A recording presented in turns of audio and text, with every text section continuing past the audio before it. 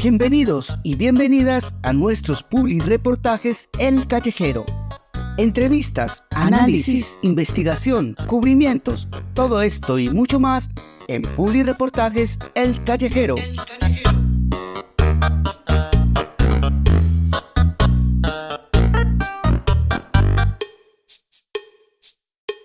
Lo primero, salud y educación. Profundos de esta Colombia. Por eso, aquí está el magisterio colombiano, la Federación Colombiana de Educadores presente cada día, porque vamos a defender una educación digna para todos los colombianos y colombianas. La educación sea un derecho.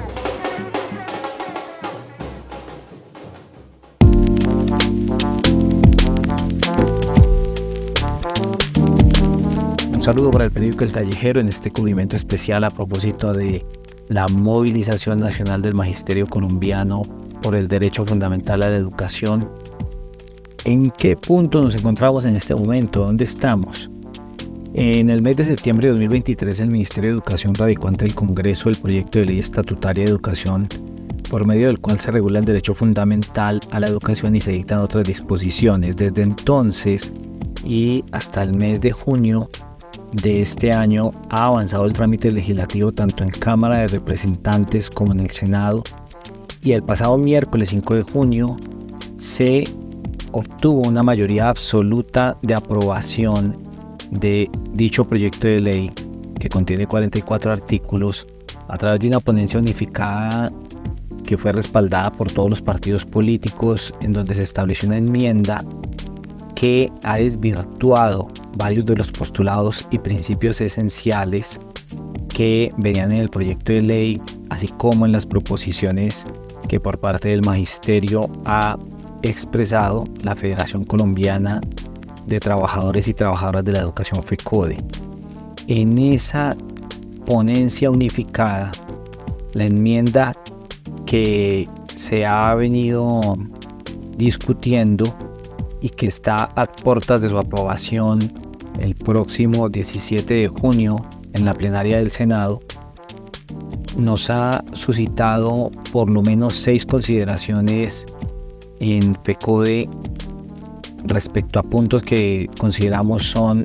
de vital importancia y que pueden afectar dicho derecho a la educación. El primero de ellos tiene que ver con el enfoque mixto, en donde a través de una lógica de mercado, privatización y mercantilización, se ha planteado que los recursos públicos pueden seguir siendo otorgados a instituciones educativas privadas. Y allí reiteramos que el presupuesto de la nación y de los entes territoriales debe ser destinado exclusivamente a las instituciones oficiales públicas y debe dejarse a un lado las figuras tales como los convenios, las concesiones o más recientemente el planteamiento que se ha hecho por parte del Partido Centro Democrático y la senadora Paloma Valencia, que plantea que se otorguen bonos escolares, también llamados voucher educativos, en los cuales se otorgaría presupuesto público directamente a las familias para que sean estas quienes lo inviertan en instituciones educativas de tipo privado. Esa consideramos que es una de las mayores problemáticas que traería este proyecto de ley en caso de ser aprobado. Por otra parte, en cuanto a los fines y objetivos de la educación, se evidencia una vulneración a la autonomía escolar, a la libertad de cátedra, toda vez que se plantearían reformas curriculares que estarían destinadas a orientar la educación hacia el cumplimiento del mejoramiento de los resultados de las pruebas estandarizadas ICFES Saber o pruebas internacionales como las pruebas PISA, dado que allí se va a situar la evaluación docente. Y de ese modo se dejaría a un lado otros fines y objetivos propios de la educación que en este caso estarían limitados con un enfoque de mercado y de cumplimiento de metas y parámetros internacionales. Por otra parte, se ha expresado en cuanto a la educación superior un concepto novedoso, pero a la vez bastante peligroso, y es en el entendido de la educación superior, ahora llamada educación terciaria, donde programas de formación para el trabajo y el desarrollo humano, cursos de educación no formal, entre otros, serían equiparados al mismo nivel de la educación superior universitaria, técnica, tecnológica o profesional, y de esa manera se desvirtúa el derecho fundamental de acceso a la educación superior, dado que se permitiría que ese tipo de cursos que se vienen desarrollando actualmente serían entendidos también como parte de la educación superior, ahora llamada educación terciaria. Del mismo modo, otro punto importante está relacionado con la posibilidad de otorgar el derecho fundamental a la educación a poblaciones que históricamente han tenido una exclusión del servicio educativo, tales como poblaciones étnicas, población de jóvenes y adultos, e incluso también población carcelaria, la cual se buscaba que pudiera ser incorporada para la respectiva atención del servicio educativo oficial, pero que debido a la oposición de los sectores contrarios al gobierno y por parte de los partidos políticos tradicionales, han excluido y mantienen esa misma discriminación hacia estos sectores, que consideramos importante se amplíe el derecho fundamental a la educación. Los lineamientos que han establecido para la evaluación docente, que se limitaría a los resultados en las pruebas estandarizadas nacionales e internacionales, está vinculado con responder a las expectativas del mercado, de los organismos multilaterales como la Organización para la Cooperación y el Desarrollo Económico, OCDE, y dicho sea de paso, de este modo se restringe el carácter pedagógico, transformador y constructivo de las prácticas pedagógicas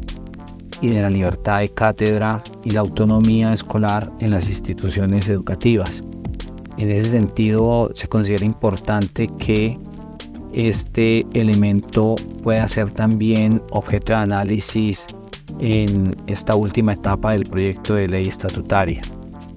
Justamente estos, entre otros tantos aspectos que contiene el proyecto de ley estatutaria de educación, han conllevado este proceso amplio, permanente, nacional de todo el magisterio colombiano, para que a través de este paro permanente se busque bien sea la adecuación y el retorno al proyecto original de ley estatutaria de educación tal como se había estipulado, junto con las proposiciones que ha hecho FECODE, pero también en perspectiva de que en caso que esto no sea posible, se prescinda de aprobar en la plenaria del Senado el próximo lunes 17 de junio este proyecto de ley que, tal como está en este momento, sería lesivo para las comunidades educativas. Aquí han surgido diferentes noticias falsas, mitos sobre la posibilidad de desprestigiar al magisterio colombiano a través de la narrativa mediática proferida por los medios de comunicación hegemónicos y corporativos y los sectores de oposición al gobierno, donde, por ejemplo, se plantean tres aspectos, por enunciar algunos. Primero, que al magisterio no le interesa el bienestar de los estudiantes, y eso se evidencia en que se hace un paro y se deja a miles de estudiantes sin el derecho a estudiar y recibir el programa de alimentación escolar. durante este cese de actividades. Justamente es todo lo contrario. Este proceso de paro permanente busca justamente defender el derecho a la educación pública, que se entreguen los recursos del Estado a las instituciones educativas oficiales y no a las privadas, y que se mejoren las condiciones de infraestructura y prestación del servicio educativo para los más de 5 millones de estudiantes que existen actualmente en el sector oficial en el país, así como para las futuras generaciones de quienes dependerá también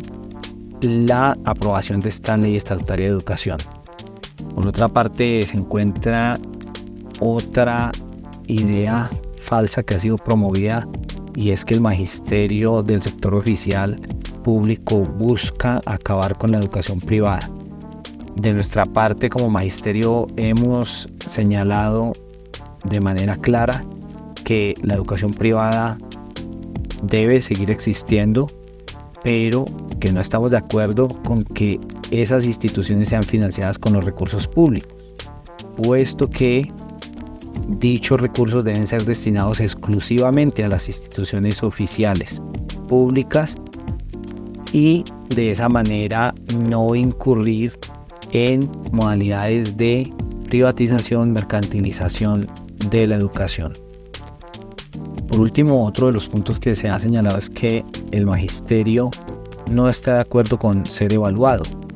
y como se ha expuesto previamente, ya existen diferentes formas de evaluación docente, y lo que no se está de acuerdo en este momento es que esa evaluación esté supeditada a criterios de pruebas estandarizadas como las pruebas Saber-ICFES, o en el caso internacional como las pruebas PISA internacionales, ya que los resultados de los estudiantes en dichas pruebas obedecen a diferentes factores, no solamente a la labor docente, donde se encuentran aspectos como las condiciones socioeconómicas, culturales, la población urbana, rural o étnica, que tiene diferentes niveles de atención educativa por su ubicación geográfica, su infraestructura educativa, entre otras variables. Ese nos parece que también es un aspecto de gran relevancia en este momento.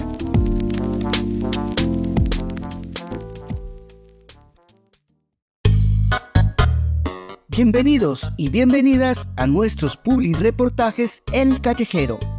Entrevistas, análisis, investigación, cubrimientos, todo esto y mucho más en Publireportajes El Callejero.